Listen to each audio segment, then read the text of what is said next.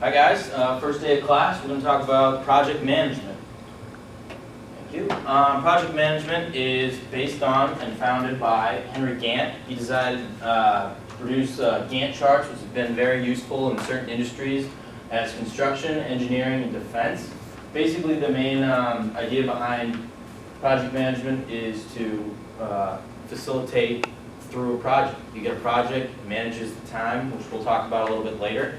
In the 1950s, other types of management techniques such as PERT, program evaluation review technique, and CPM, critical path method.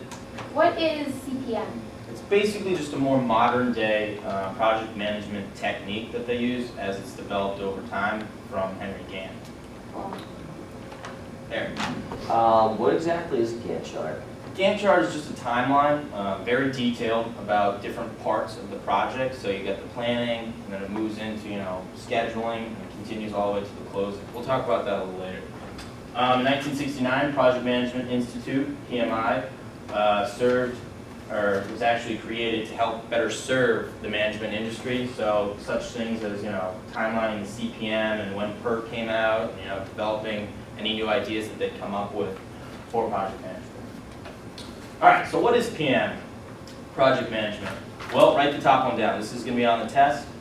I want word for word. If you get one word wrong, it's not going to count. You're going to get it wrong.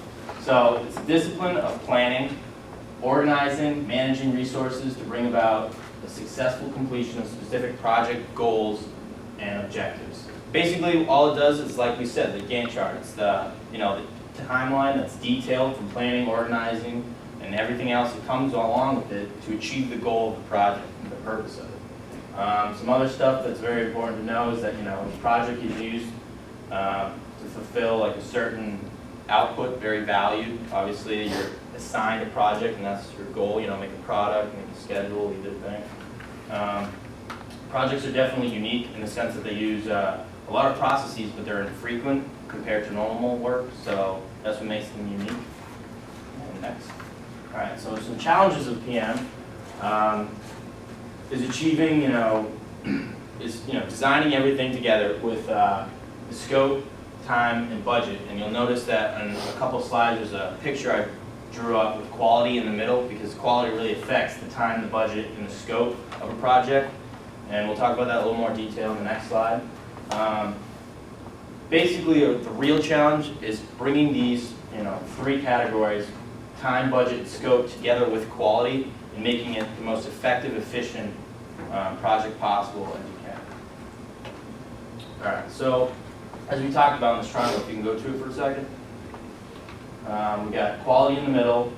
I goofed this guy, sorry. I should have made these like white or something so you can see it. Time's here, cost is here, and scope's at the top. Now if you go back, you'll notice that if you increase scope, then it means you're going to increase time and cost, because it's going to be a vaster scope of a project. Like you've got a little project to do, just trying to create an advertisement, give it, that's one thing. If you're going to expand the advertising also into selling the product and everything else that comes with it, that's a bigger scope. That's going to take more time. That's going to take more cost.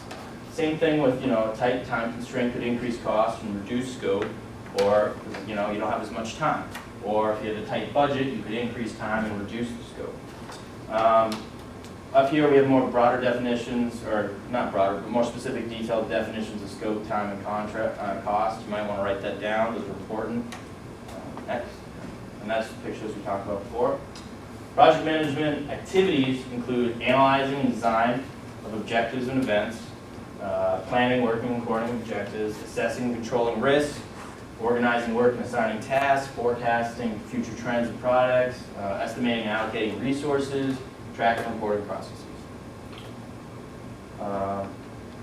As we also talked about, some other project objectives would be to focus in on what you're going to do throughout the project. You want to be specific. Has to be measurable, has to be achievable, has to be relevant, has to be time terminated, which means it's bound. Like you have a time constraint to finish the product. You can move on now. Some project systems is used throughout project management to help you control the different aspects of a project. Like we talked about that cycle, we have organizing, we have development, planning, all that stuff. So what you use in project systems would be, the initiation, planning, and design, as I said before, executing, monitoring, controlling, and finally closing. Sure.